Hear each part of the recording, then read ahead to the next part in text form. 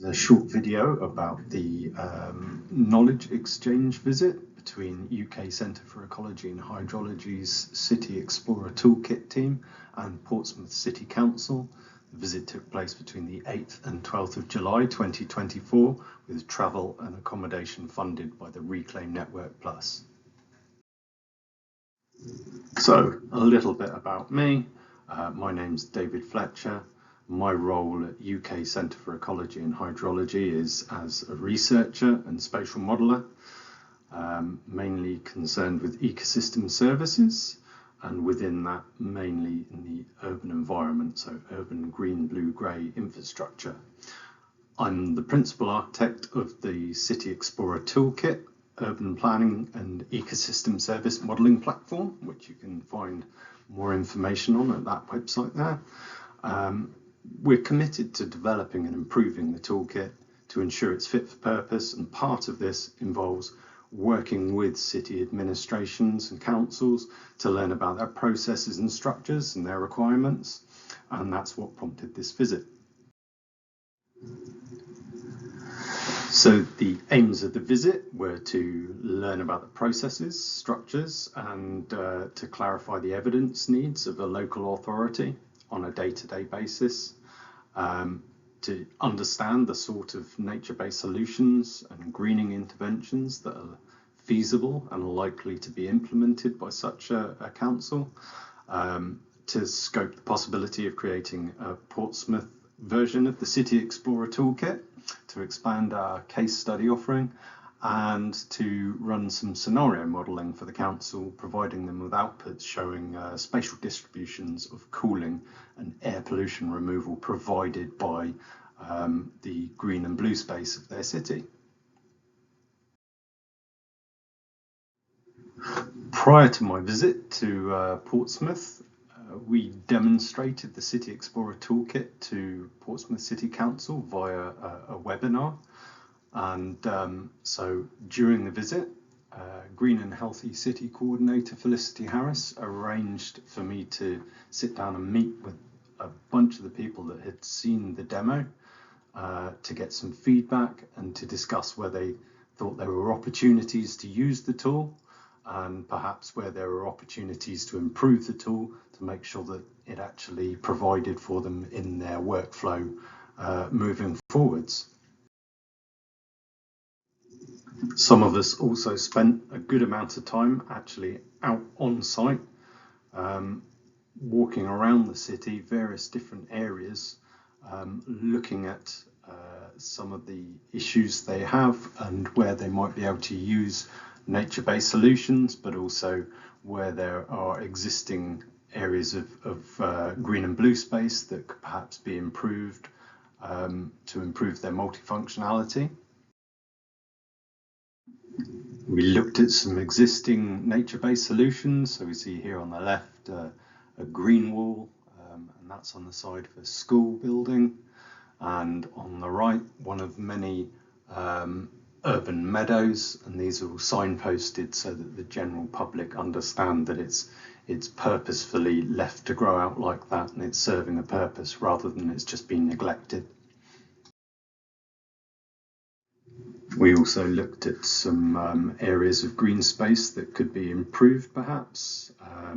So on the left here we see a somewhat neglected play area that could be improved.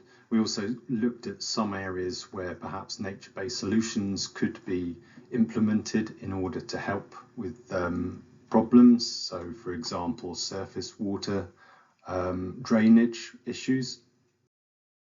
We also looked at some amenity green spaces amongst residential blocks of flats, predominantly open mown grass areas with some trees around the outside, and we discussed how these might be improved to provide more multifunctional kind of multiple benefits to the large number of people who would be using them, given it's quite a high density residential area.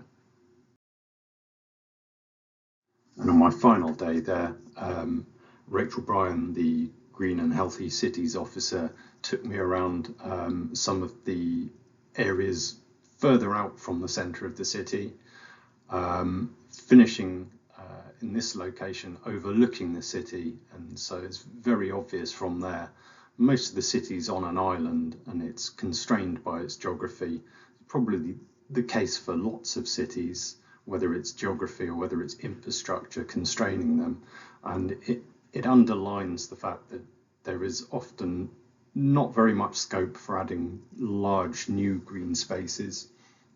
And this means that it's particularly important to make sure that interventions are smart and multifunctional. Since returning from the visit, we've been running some scenario modelling for the council. We've been running some particulate air pollution removal modelling, looking at the impact of added trees.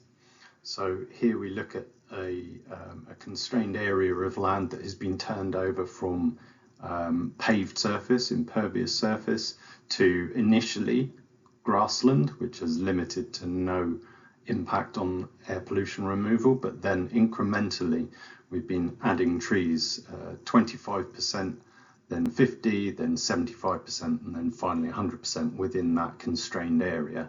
And this is mapped at lower super output area, and you can see the impact of the increase in proportion of trees leading to greater air pollution removal. That's PM 2.5 air pollution. We've also done similar for atmospheric cooling provided by various green and blue space, and we've run a few other different scenarios.